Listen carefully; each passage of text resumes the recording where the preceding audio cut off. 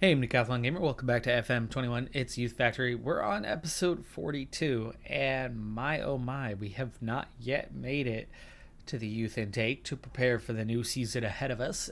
Just missing out on promotion last season. Looking like this could be the year as we continue to grow and develop as a squad, and then this happened. Yes, the financial crisis that we have been in for a decade has finally hit its climax. We have entered administration. That is what this means. Receivers have been brought in to deal with the financial problems at Youth Factory.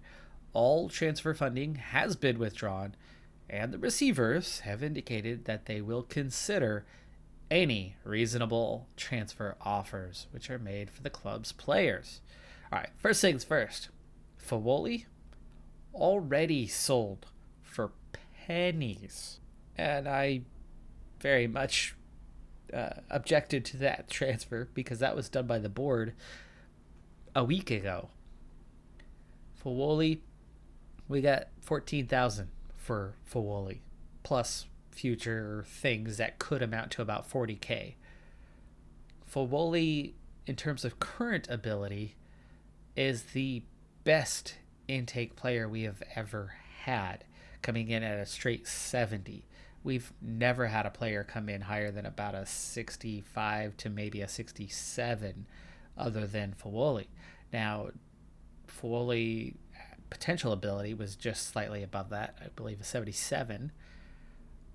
That's nothing compared to the bulk of the players that we bring in. In fact, almost every single player left on our roster, whether it's senior or in the youth ranks, has a potential ability of better than about 90. And there was a few that didn't, and quite a few of those have gone. I was trying to deal with our financial crisis a little bit. I had 6 expiring contracts. I allowed 5 to expire, and I took care of the other one. I had half a dozen players who weren't going to make it, could have been contributors, and I let them go. I had a few players who were disgruntled, getting annoying in their relentless for the last 2 to 3 seasons, going, I want out, I want out, I want to play somewhere. Well, can't blame them. They do want to play, and they weren't going to get it here, so I understand that. But they had potential. I didn't want them to go. They're gone. I had a handful of players who have been in the senior squad for years now, 3-4 years. We've sent them out on loan repeatedly again and again when somebody came along and offered for them. Some of them made some regular appearances for us when necessary, and they still had current abilities that were almost identical to what they started with as youth intake players 6, 7, 8, 9 years ago. And even though they had potentials of 100 plus, there was no development whatsoever after all these seasons, regardless of being sent out on loan or regardless of how much senior squad time that they had gotten over these years. So those are all gone. So I've cleared out probably 15 or so players from the squad. Fawoli loaned back for the year. I may, and here's my thought on this matter, this administration thing, not so bad. It's probably going to cost us some points.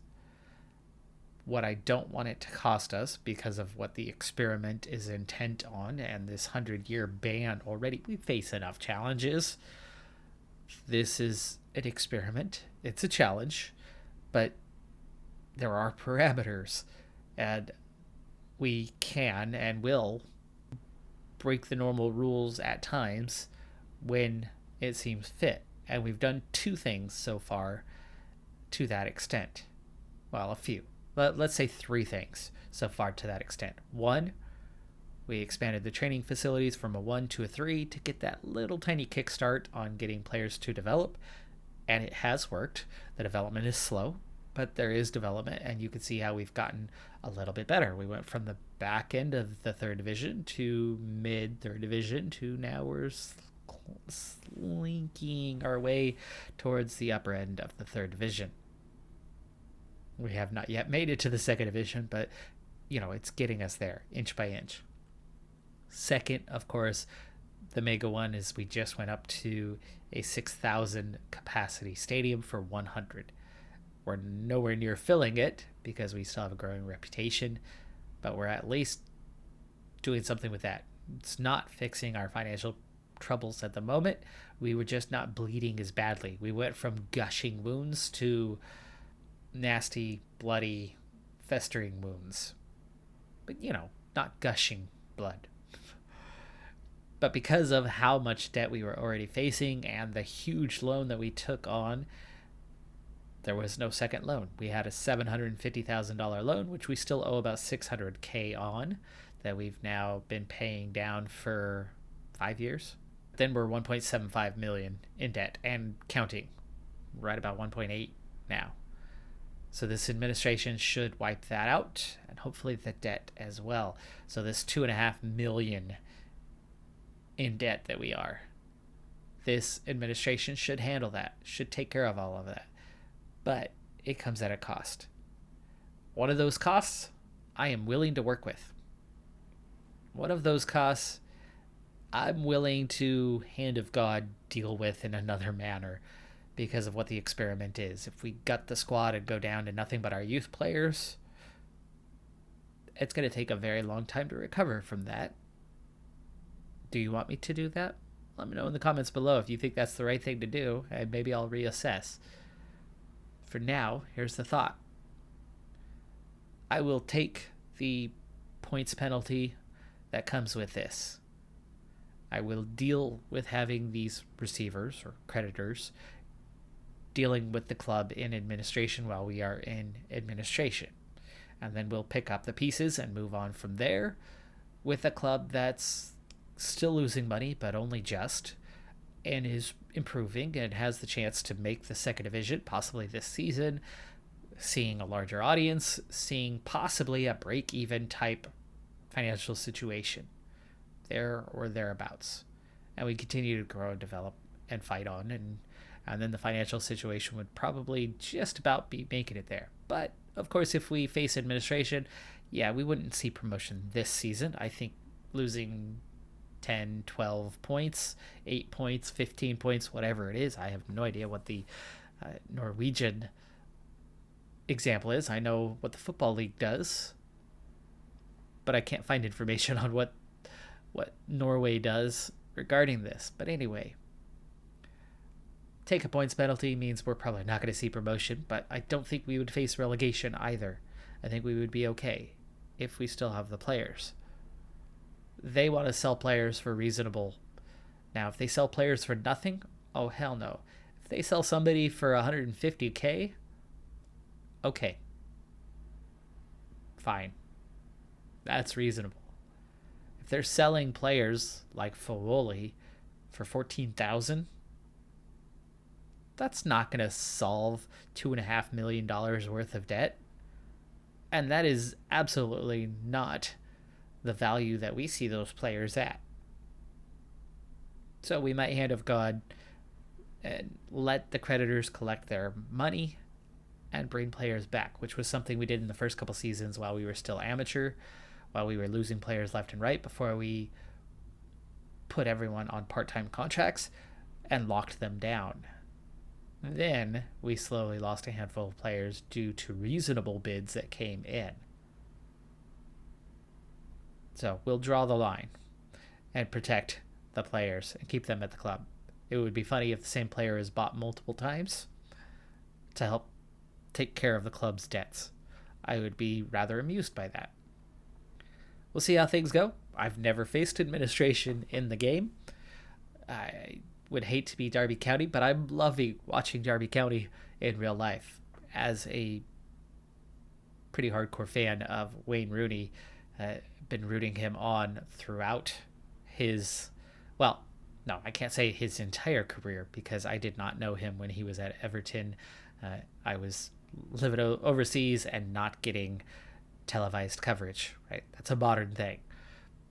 Televised coverage of the Premier League and my access to that televised coverage, as I was overseas for a while, has existed now for roughly a decade. So for a decade now, Wayne Rooney, I would say, was my favorite player over that period of time. So I'm quite the fan. I know he's far from perfect, but he's that guy. He's that guy my fandom went behind. But anyway, I still root for him. I still pay attention to him. And I've been absolutely rooting for him for getting Derby County out of their deep, deep hole that they were placed in after facing administration. And I've loved to recently see 1 or 2 weeks ago that they climbed off the bottom of the table despite their points deduction, and that they are now on the verge of getting out of that relegation zone and being the upper mid-table kind of team they are, even though they didn't get new players and they lost a lot of players and they faced administration.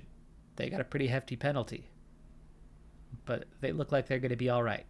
I think we're a team that'll be all right. But anyway, let's go ahead and start pushing forward, and let's hope the fire sale does not clean this squad out in a hurry. But if it does, maybe the fire sale will end. It'd be very nice if we would know by the start of the season if we have a points deduction and if that's already decided upon, and if those debts are wiped clean by that point, with the creditors going, gosh, we got all we could get.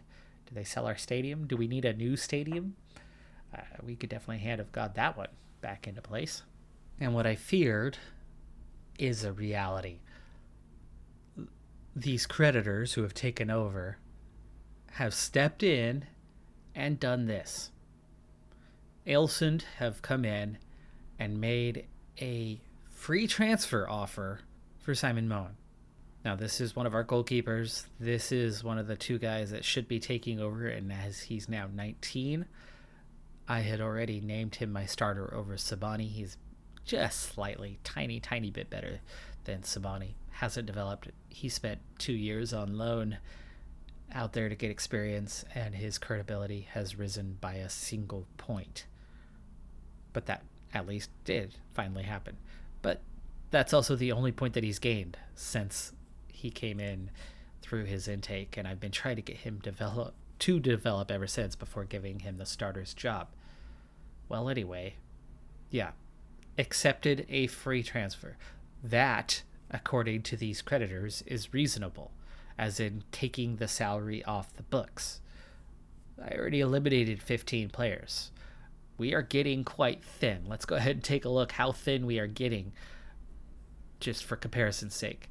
Here, for example, we already have 4 players down at the U19 level that are the ghosted players. They're not actual players that aren't on your roster. You're not paying them anything. Here's all we have. Vague being the best.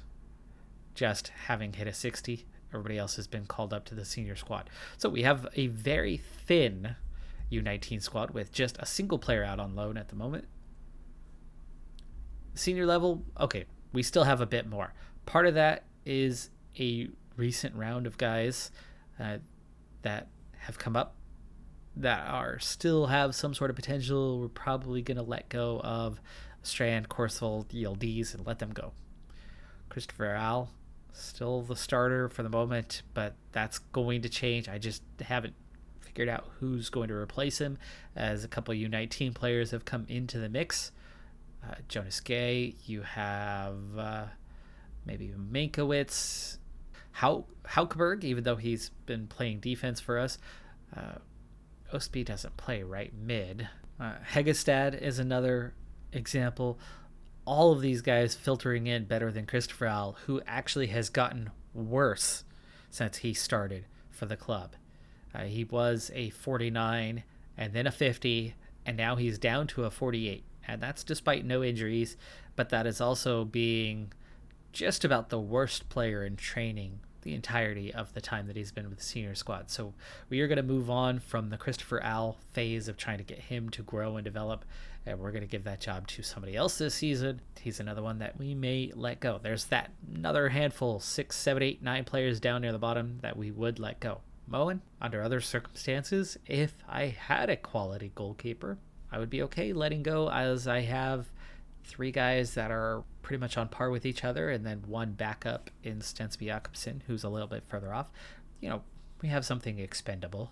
We could maybe give away one, but we're not about to gut the roster and suddenly be down to 5 or 6 players and then truly face relegation and have to rebuild. Because how are we going to come out of this thing in a better state than what we're in right now? No. We're not doing a total reset on it. Am I? Should I? The preview of the youth intake said we were going to have a great crop of center backs coming in, and yet none of the center backs end up making our elite talents list. The only ones that do, none of them look great in terms of current ability, though we obviously have some good potential. Goalkeeper, a striker, though he can play both striker and center back. We've seen that go poorly before, but maybe that means he's good at headers. Center mid, and maybe that's our center back because they both can play there. A winger, another center mid, but none showing great current ability. Getting a little further down, this time a lot of top talents, but mostly looking like they're just not going to cut it. Maybe there's 3 or 4 there that you would take. I think there's going to be a lot of passes this time. This is looking like the weakest intake we've ever had. Yeah, only 1 center back showing up here, meaning I think they are trying to count these guys as our center backs in terms of positional. Can I offer them contracts? I guess we'll find out here shortly. I have already had to go in and manually recover 3 players who were given away on freeze, and we are accepting every single offer, everything. So the creditors, regardless of whether there's any finances, whether it makes any sense, are accepting every offer coming in. Okay, so I have been able to take in 6 players from the intake. This is what we have. We have Tesfaye, goalkeeper, 48 current, 118 potential, fits right in with all the other goalkeepers of, hey, look, they have some potential, but they're all at the same current ability type range, and none of them seem to develop even with decent goalkeeping coaches. It's just, I don't know. I don't know why we can't get a goalkeeper to develop. Maybe this one will be different. Heisted, wing back. We'll have to figure out what position he's best suited at. Is that right mid? Like play right mid? That could be helpful. Actually, at a 59 already, we'd have to train him. Does he suit the position? He has okay pace, tolerable anyway, good balance. He's determined. That's always helpful. Teamwork, so he's focused on team first. I like that. High work rate. Doesn't have much vision though. Finishing's definitely not there, but he has okay first touch. The marking, the passing, the tackling, the technique. This is actually somebody who would be a decent wing back for us. I mean, decent. Not good, but decent. Strength, absolutely needs some work. Natural fitness, there's going to be some issues with this guy down the road. 5'8", so he's not big. Yeah, this is not somebody to step into a starting role, but it is somebody I think that could, with some training, be suitable as a right mid. He's definitely not suitable as a striker. We're not using a wing back currently. Sundell's a project for the future, the weakest current ability player that we would have around the squad, but good potential ability. We'll keep a close eye on him. If we get to the end of this first season and he's still at 29 or a 30 overall, then we'll let him go. Here's our hopes in terms of having a couple defenders who could make an impact. They're both in the low 50s right now. If we could see either of them starting to take a jump, they could see the first team fairly soon. And then a left-sided wing back who can play left mid. That's where we definitely want to get him training. But that's it for the intake. So we do have, I'd say, 4 decent prospects for the... no. Let's cut to the chase. We have 2 decent prospects. The 2 guys that could play center back. Outside of that, there is really not much of a draw here this year. Is this because the club's in administration? Possibly. This is literally the weakest intake we've had in the entire run in more than a decade. Our first year was better than this. Heisted has some okay current ability, and that would have been high those first couple of seasons. But the division you're in is a factor. being that we're in the 3rd tier versus when we were down in the 10th and 9th tiers, the current ability should be a bit higher.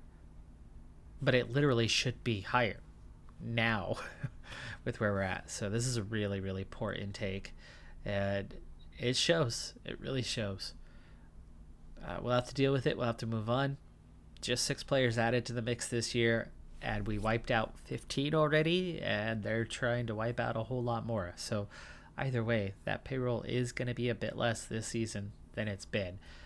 But we might have to keep returning all those free transfers. We'll see what happens if somebody actually offers to pay. I guess it'll depend on the player. And finally, we have gotten through the transfer window. Deadline day has passed, and the chaos that was ensuing has finally come to an abrupt halt.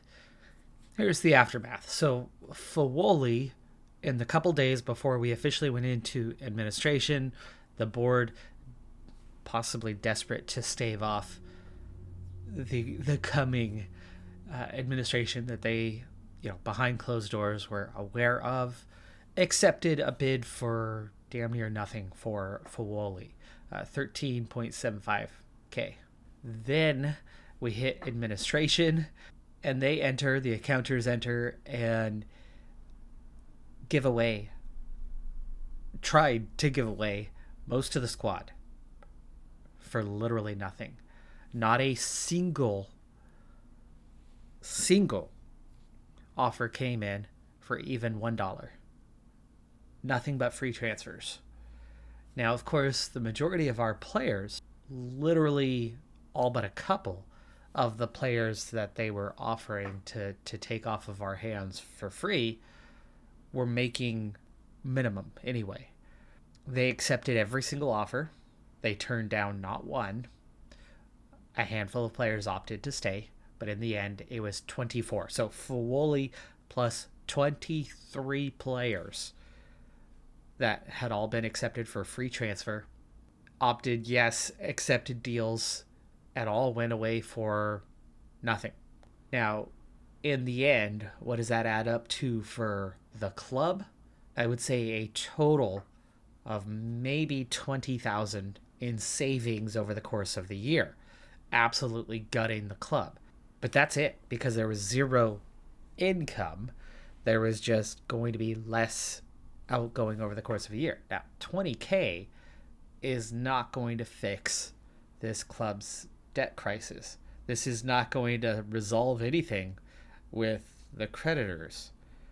20K is not even 10% of the losses incurred in a season, or at least the previous seasons.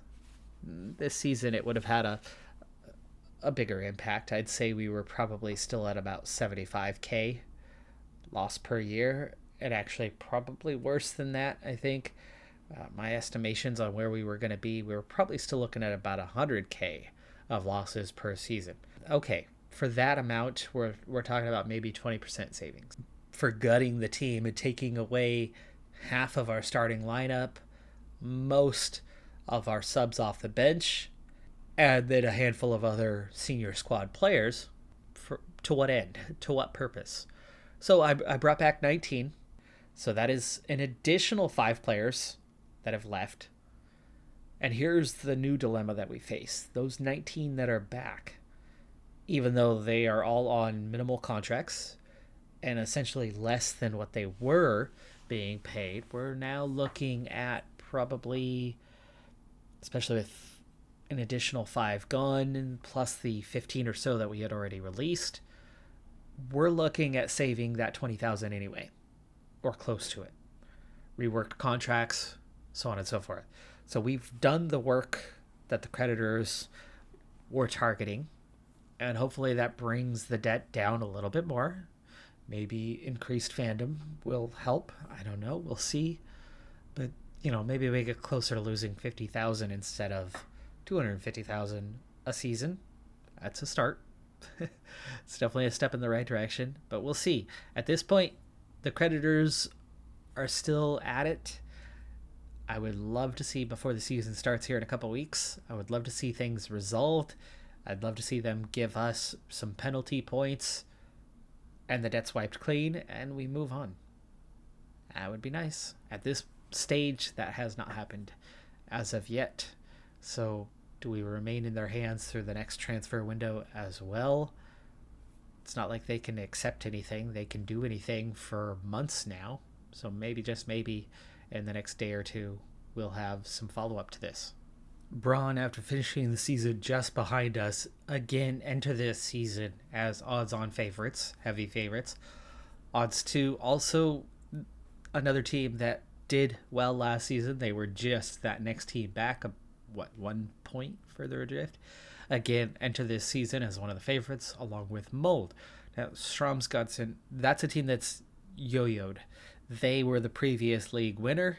They got promoted, and then they finished last place and were immediately relegated again. So they are right back into the league. And along with recently promoted sides Sarpsborg, you're looking at a top 5 that all have pretty favorable odds to see promotion. Haugesund, HamKam, both fairly well favored, but looking at this, there's 4 promoted sides, and all 4 of them, the odds makers like them quite a bit.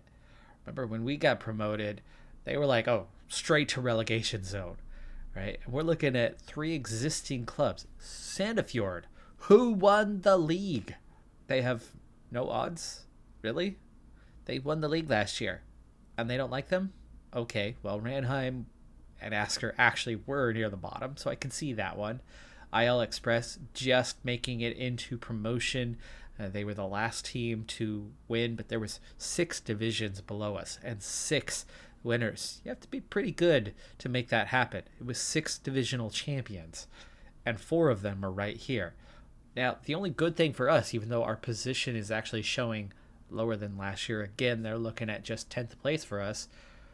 The thing is, the odds makers do rate us better than they have in the previous years. We were 200 to 1, we were 150 to 1, we were 100 to 1, and this year 50 to 1. So they are recognizing that we are improving. They just seem to also be recognizing that all around us, the league is looking like, well, let's say 10 pretty competitive sides. Meaning it's going to be a battle for who comes out on top. At 50 to 1 odds, this is not crazy, but 50 to 1 is still pretty low. But it's a lot better than the odds have been in the previous seasons. We've improved 4-fold from where we started in terms of those odds makers. So I don't think we are suddenly back to facing a relegation battle or anything along those lines. We are a squad that continues to steadily improve, but still be just a little bit off the top. Let's see if the tactics can carry us over the line this year. Last year compared to this year, of course, we were right there, so close. And our division was way more competitive than the other division. It looks, according to the odds makers, that we're in for another year like last year, where this side's going to be pretty dang good. It would obviously be a whole lot easier to finish as champion than as it would be to be fighting for 2nd or 3rd place and the one and only promotion playoff spot.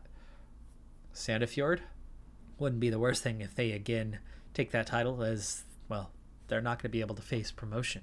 Is there anybody else? Within the rules section, nothing shows that there's anybody else, but we know that that's not really the case. There is going to be that situation. Just looking above us, you can see that Asker, okay, so they can't be promoted. Ranheim can't be promoted. Sandefjord cannot be promoted.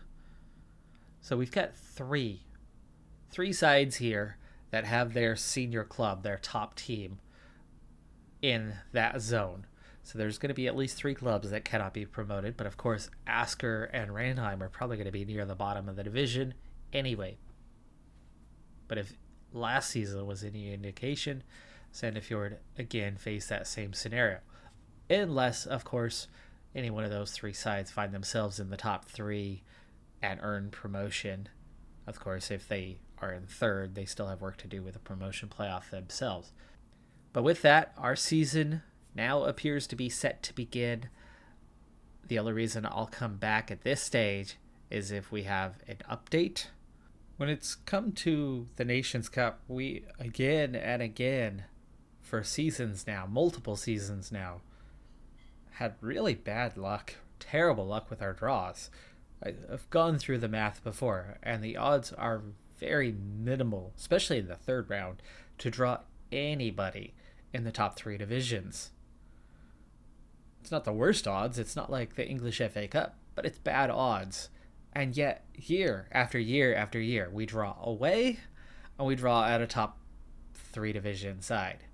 This year, recently promoted, but fully professional FK Ike Tonsberg is who we play in the third round of this cup, first round that we enter.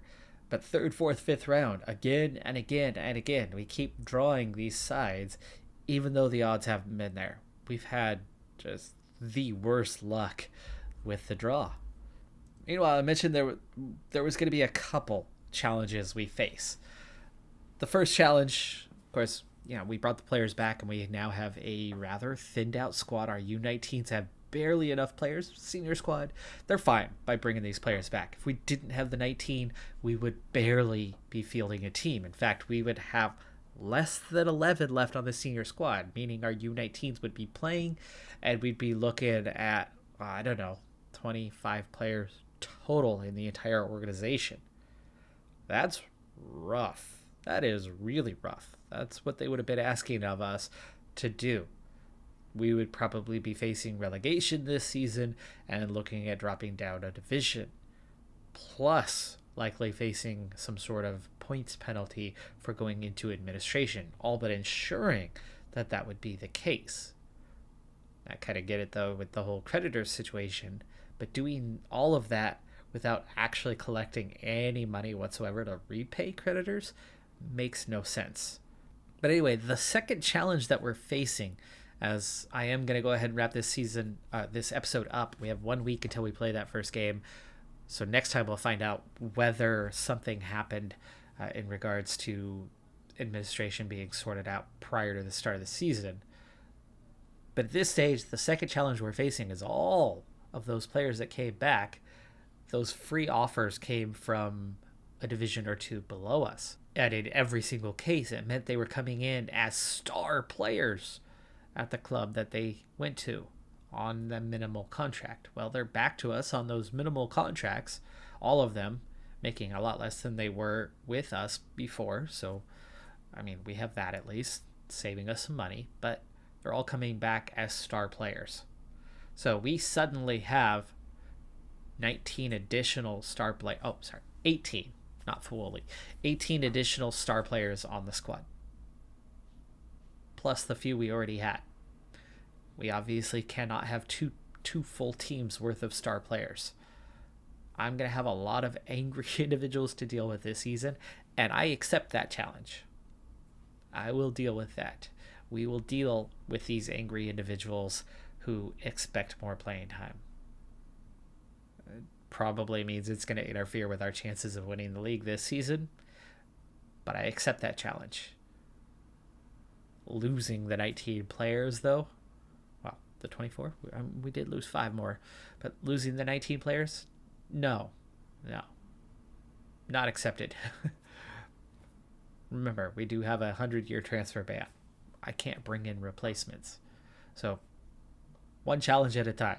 I'll take bits and bobs, pieces here and there, but not all of it. Not all of it. But anyway, you can already see, though, the squad is getting better and better. We went from a few players that were 60 and above to now a first team that's 60 and above, 65 and above, really. Jonas Gay is going to take over at right mid for now. We're going to give him a shot. He's a 64 overall, take it over from a 48 overall. Goalkeeper still a real issue for us in terms of the actual current ability, but they haven't done a terrible job.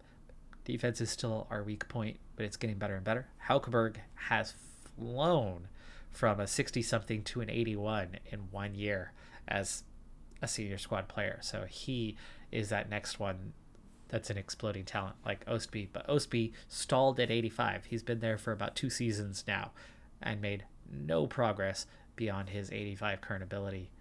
ever since he got upset that we didn't sell him to a bigger club. And, at that point they were offering a good 50, 60K. So that was close to being enough. Anyway, that's going to do it for this episode of Decathlon Gamer. Like, comment, subscribe. See you next time. Have a good one. Be safe out there. Bye for now.